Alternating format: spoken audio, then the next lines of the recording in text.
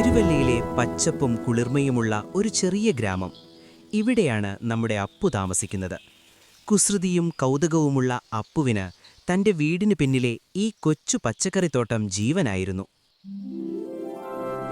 പക്ഷേ കുറച്ചു ദിവസങ്ങളായി അപ്പുവിന്റെ മനസ്സിൽ സങ്കടമാണ്.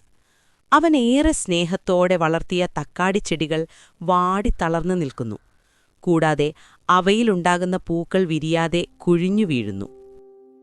അതേസമയം തൊട്ടപ്പുറത്ത് തൻ്റെ മുത്തച്ഛൻ വളർത്തുന്ന ചെടികളൊക്കെയും ആരെയും കൊതിപ്പിക്കുന്ന രീതിയിൽ നന്നായി വളരുന്നുമുണ്ട്. അപ്പുവിന്റെ സങ്കടം കണ്ട് രാജുമുത്തച്ഛൻ അടുത്തു വന്നു. എന്താ അപ്പു ഒരു വിഷമം? നിന്റെ ചെടികൾക്കൊരു ഉഷാറില്ലല്ലോ എന്നദ്ദേഹം തിരക്കി. മുത്തച്ഛൻ ആ മാന്ത്രിക കൂട്ടു പറഞ്ഞുകൊടുത്തു. അപ്പു, ചെടികൾക്കും നമ്മളെപ്പോലെ തന്നെ ഹെൽത്തി ഡ്രിങ്ക്സ് വേണം. നീ കടലപ്പിണ്ണാക്ക് സ്ലറി പരീക്ഷിച്ചു നോക്കിയോ? പിന്നെ ഒന്നും നോക്കിയില്ല. അപ്പോൾ ഉടനെ തന്നെ മുത്തച്ഛന് വാങ്ങിവെച്ചിരുന്ന കുറച്ച് കടലപ്പിണ്ണാക്കെടുത്ത് വെള്ളത്തിലിട്ടു. തൻ്റെ ചെടികളെ രക്ഷിക്കാനുള്ള ആദ്യ പടി അവൻ തുടങ്ങിക്കഴിഞ്ഞു. 3-4 ദിവസങ്ങൾ അപ്പു ക്ഷമയോടെ കാത്തിരുന്നു. ഇടയ്ക്കിടെ ആ മിശ്രിതം ഇളക്കിക്കൊടുത്തു. മിശ്രിതത്തിന്റെ നിറവും മണവും മാറാൻ തുടങ്ങിയപ്പോൾ തന്നെ അവൻ മനസ്സിലാക്കി തന്റെ ചെടികളെ സന്തോഷിപ്പിക്കാനുള്ള സ്ലറി തയ്യാറായി വരികയാണെന്ന്.